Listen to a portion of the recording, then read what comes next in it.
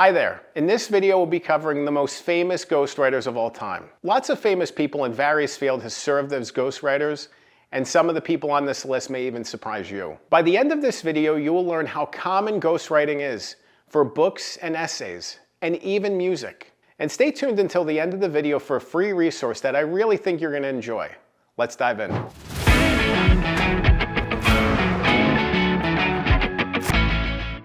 Some of the most famous books of all time were put together by the help of ghostwriters. The Bible is the most famous of them all, and it was written through the help of many, many ghostwriters. JFK's Profiles in Courage is another very popular book that was written with the help of a ghostwriter. JFK's book was actually written with the help of Ted Sorensen, who was a close collaborator of JFK and worked with him for many years. Another famous ghostwriter is Samuel Clemens, Mark Twain. Mark Twain is said to have ghostwritten Ulysses Grant's memoir, which is a fascinating thing. After Mark Twain passed away, there was even a woman who used a Ouija board, claimed to have summoned his spirit, and used the words that resulted from the Ouija board to write a book as Mark Twain, which was not well received. This kind of frustrating thing. His family was very upset by this, and critics claimed that in death his writing talent had faded significantly. But nonetheless, people had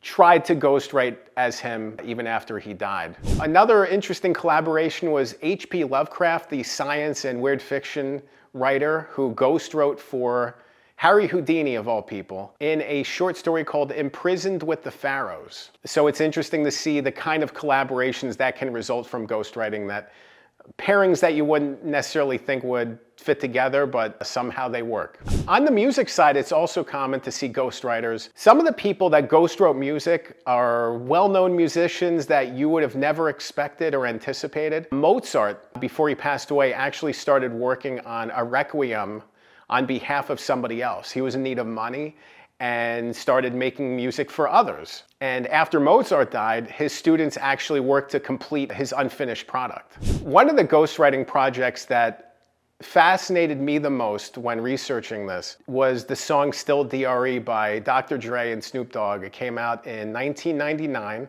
and Dr. Dre and Snoop Dogg were having trouble writing this song, so they enlisted the help of Jay-Z. So they flew in Jay-Z. Jay-Z ended up writing both of their parts in about 20 minutes to the song. It became one of Dr. Dre's iconic songs, and Jay-Z actually talked about the collaboration and working as a ghostwriter on this song in an interview series that LeBron James put together called The Shop. And he talked about the reverence that he had to carry into the project, that he really had to get into the mindset of Dr. Dre and Snoop Dogg for this song. And it wasn't enough just to write as himself, but really to step back, pull himself out of it, and kind of in reverence, think about their music talents and their skills. And it was really fascinating thinking about how he was writing and writing lyrics on behalf of these other musicians and thinking about their stylings and thinking about their approaches. It's the same kind of approach that I take when ghostwriting books. You really have to get into the mindset and get into the voice and get into the spirit of the person that you're writing for. It's not enough just to write your words down. Jay-Z in this song could have written great lyrics all by himself, obviously, for himself. It really stands out that he was able to get into the voice and get into the cadence of these other musicians that way. And if that wasn't enough, Jay-Z also ghostwrote Bugs Bunny's song on the Space Jam album in the mid-90s. So he had a talent of being able to really just capture somebody else's spirit. And I think it means a lot as a ghostwriter when you can write something that sounds like somebody else. I love nothing more when I'm working with one of my clients when they say, this sounds exactly like me.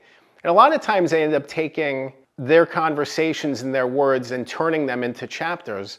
But it always feels great when I hear that. It means that I'm on the right track. It means that I understand their pattern. I understand what they're trying to say. And it's one of the coolest things as a ghostwriter to get somebody's voice right and to have them recognize it. For them to say, this sounds like me, there's nothing better than that. I mean, it's amazing to be able to do that. And it takes a lot of effort, a lot of skill, and a lot of time, but It's special to be able to capture somebody else's voice. Here's the thing about ghostwriting though. You could work with the most famous ghostwriters and still have it fall apart. Still have things fall short of your expectations if you don't follow a certain set of steps. I've outlined those steps in another video you really need to watch. It's called 7 Critical Steps to Working with a Ghostwriter. In that video, I cover the mindset needed when engaging with a ghostwriter and how to bring your very best to the collaboration to make sure you're making the most of your time and sharing your message in the most powerful way. Remember, a good book can change your life. I'm Dan Good. Thanks for watching.